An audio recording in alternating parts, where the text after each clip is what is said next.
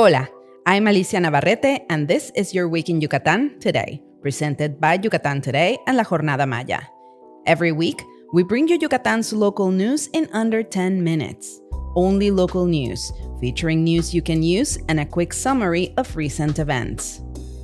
This week, 2 young men are dead after a high-speed crash linked to illegal street racing on the Mérida Progreso highway.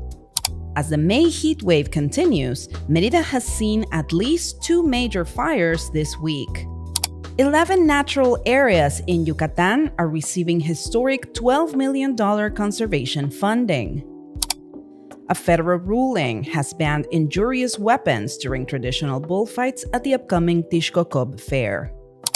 And a record 15 pride marches are scheduled across Yucatan this year. Let's get started. Early Thursday, a high-speed crash involving suspected illegal street racing, or arrancones, claimed the lives of 2 young men near kilometer 13 of the Mérida Progreso highway. Around 2 a.m., a Camaro, a BMW, and a BMW SUV were reportedly racing at speeds exceeding 200 kilometers per hour, or 125 miles per hour. The SUV struck what was reportedly a Nissan Versa attempting to rejoin the highway, causing it to veer off the road and slam into a heavy metal signpost. The impact was so violent that the Nissan was torn into 3 pieces, killing both occupants instantly. The racing SUV burst into flames, leaving its driver critically injured, while other participants and spectators, many reportedly consuming alcohol, fled before authorities arrived. Local motor clubs and specialty vehicle owners gather weekly at one of the gas stations along the Mérida Progreso highway for what is known as Miércoles de Hamburguesa, or Burger Wednesday. These car meets are legal and usually monitored by police. However, there had been repeated reports of illegal racing once the gatherings dispersed and patrol units left the area. Notably, an autodrome opened last November at the Xmaquil Fairgrounds south of Merida, specifically to provide car enthusiasts with a safe place to race without endangering themselves or others. As May's extreme heat continues, Merida saw at least 2 major fire emergencies this week. On Sunday, firefighters spent hours battling a massive blaze at big box store Telebodega along Periférico. The warehouse, filled with mattresses and appliances, required the evacuation of nearby residents. Then, on Wednesday, another fire broke out at a shoe stall adjacent to the Mazar Garcia Rejon in Mérida's historic center. Protección Civil and firefighters acted quickly to secure gas tanks and electrical lines, containing the flames before the market opened. Fortunately, no injuries were reported in either case. These incidents serve as another reminder of the heightened fire risk during the current heat wave, and authorities are urging residents to report smoke or fire immediately.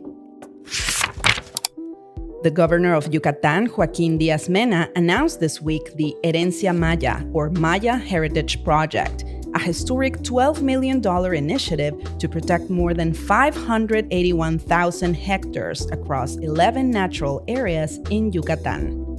Developed in partnership with the World Wildlife Fund and private local donors such as Bepensa, this is the world's first subnational project finance for permanence, or PFP. The funding guarantees long-term conservation for 9 state reserves, including the Anillo de Cenotes and Silam.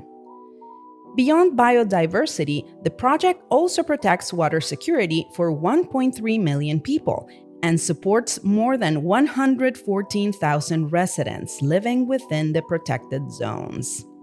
By aligning with the international 30 by 30 biodiversity goals, which aim to protect 30% of the planet's surface by 2030, Yucatan is positioning itself as a global leader in sustainable development. Following the recent tragedies in Chumayel and Maxcanu, a historic legal victory has been achieved for animal welfare. Animal rights organizations secured a federal provisional suspension preventing animal mistreatment during the upcoming Chicxulub traditional fair, which runs from May 15 through May 25th. Under the federal judge's ruling, festivities may continue, but the use of tools that cause bleeding, pain, or stress, such as swords or banderillas, is strictly prohibited. Authorities are now legally obligated to ensure that no physical harm is inflicted on the bulls.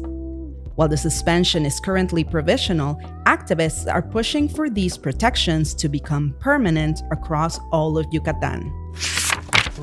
This year marks a historic milestone for the LGBTIQ+ community in Yucatan, with a record 15 marches scheduled across the state for Pride Month.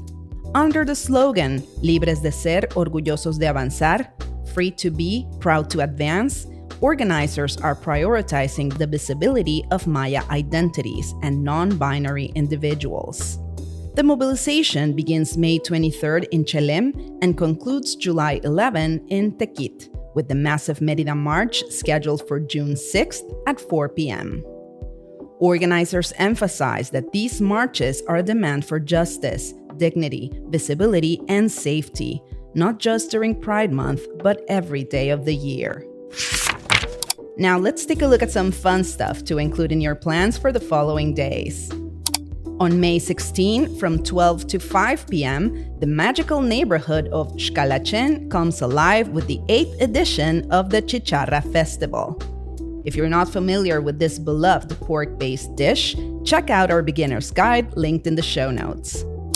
Then, get ready for a family-friendly afternoon of live rock with the band Smells Like the 90s at Parque Patito. Sing, dance, and rock out to hits from legendary bands like Green Day, AC/DC, Guns N' Roses, and The Offspring. It's an especially great setup for families, with a bouncy castle, a relaxed atmosphere, and plenty of space for kids to have fun while the music plays. There's no cover charge for the show, though you'll need to order from one of the restaurants if you'd like a table. On May 18th, celebrate International Museum Day by exploring one of the many museums found across Mérida, Valladolid, Progreso, and Chicxulub. Many will host special activities and family-friendly events throughout the day.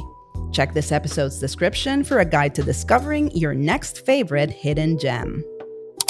Finally, Mérida's famed Noche Blanca returns next weekend. This massive cultural celebration spans more than 5 kilometers of art, music, and tradition across the city. Festivities take place on Friday, May 22nd, and Saturday, May 23rd, with more than 200 activities and 1,000 artists, stretching from La Ermita to the Monumento a la Patria. Find direct links to more details on these events in this episode's description. And check out yucatantoday.com for more activities happening in our state.